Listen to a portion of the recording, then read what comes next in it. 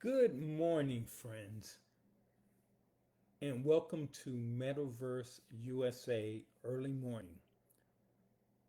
I know many of you have been listening to this program over the years, and I have decided to open it up to other people because I think that there's a lot we need to talk about. A lot about the future of our nation, where we're going, and what we're doing. One of the first topics that I want to discuss this evening are the 300,000 jobs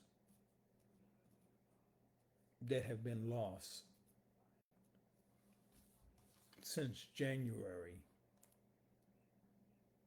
by black women and the impact that it truly makes in our community. Now, let me say that I'm apolitical. I don't uh, look at any of these issues, but we've got a perfect storm coming. And I think that we need to deal with what that perfect storm is. So tonight, my conversation really is, what does the impact mean about losing so many jobs from women in our industry, regardless of what color they are, or what race or anything that they've come from? What does it mean to lose so many people walking out of the workforce? Well, disproportionately in the community of blacks, many of people of color are working for the federal government, states, or even nonprofits, hospitals, all of these other entities that are absolutely funded by the federal government. So as we see the federal government moving back right now and eliminating a bunch of jobs, that hits disproportionately women, and particularly women of color. Now, you can debate whether or not the federal government is too large and it needs to be downsized. I'm okay with any of those kind of arguments, but the reality is that women are the backbone of many families. They make not only the purchasing decisions, but they keep the families together. And women disproportionately handle more work overall in keeping families together. And then when families break up, women are the ones who are the really the breadwinners in so many cases. So when we have this reduction in the workforce and we see that impact, it strikes me that we may have some issues there. And for those of you who are listening, please call in or send me an email right now so that we can talk a little bit more about that. What's made this even more distressing in a lot of ways is this restriction in government work is also impacting so many of our major corporate friends and our and corporate sponsors and other industries that would have handled and given opportunities to so many women as well. And that those opportunities within the defense industry and within other major contracting industries are disappearing right in front of our eyes. So we're seeing a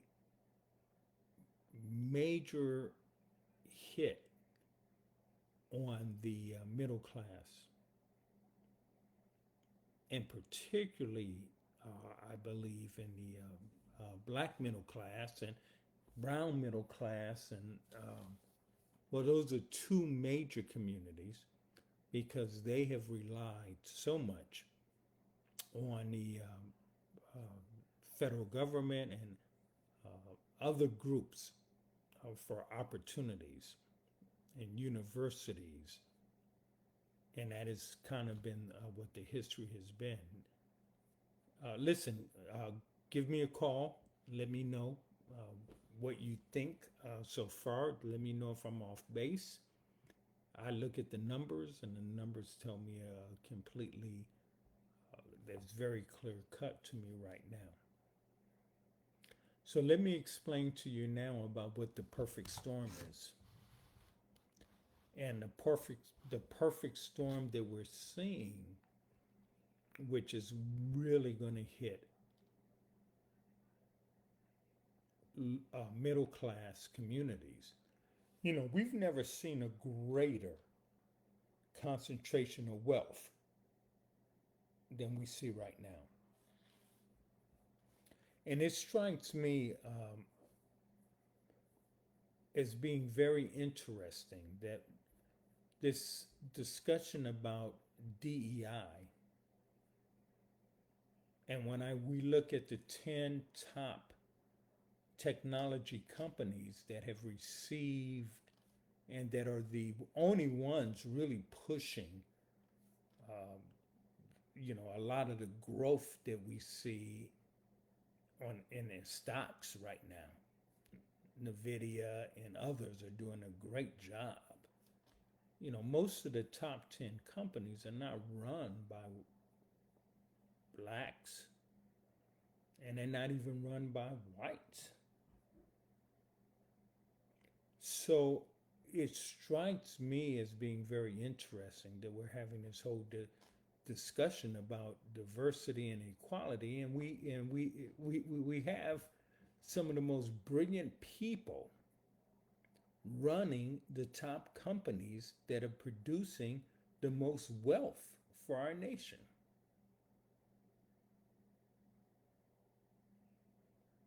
So the question of equality and knowledge and who's good and all of that other stuff, which is why I say I'm apolitical.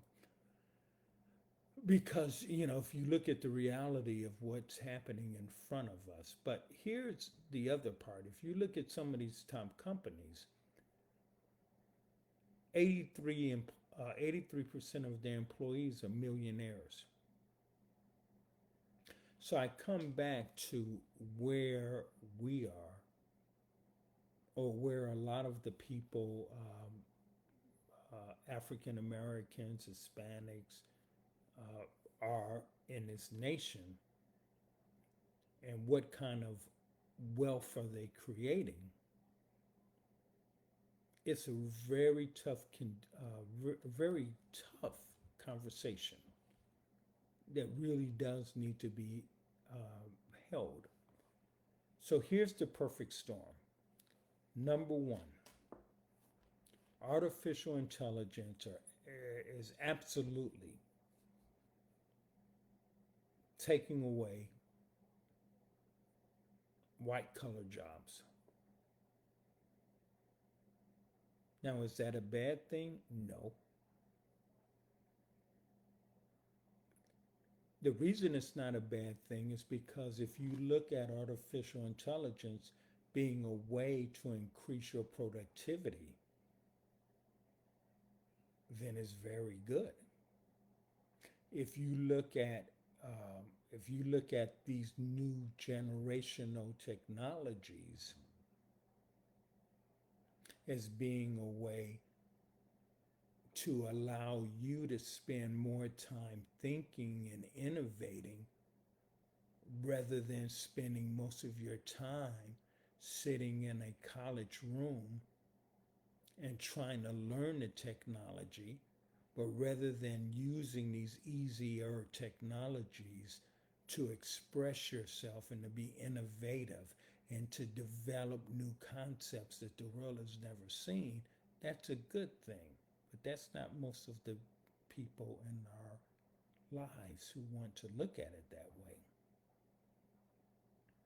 So we have these new technologies that are actually taking what used to be high skills and bringing them down to a level that can be handled. And that should be an up ramp for most of us. That should be an up ramp for us to free ourselves and to look at how we can use innovation. So many people will lose their jobs and their opportunities, not to AI, but really to other people who are using AI to outrace you, to outproduce you. So the other part of the perfect storm, as I've already explained early here, is that we see right now the shrinking of dollars going to cities, going to states, going to nonprofits, going to healthcare, going to government.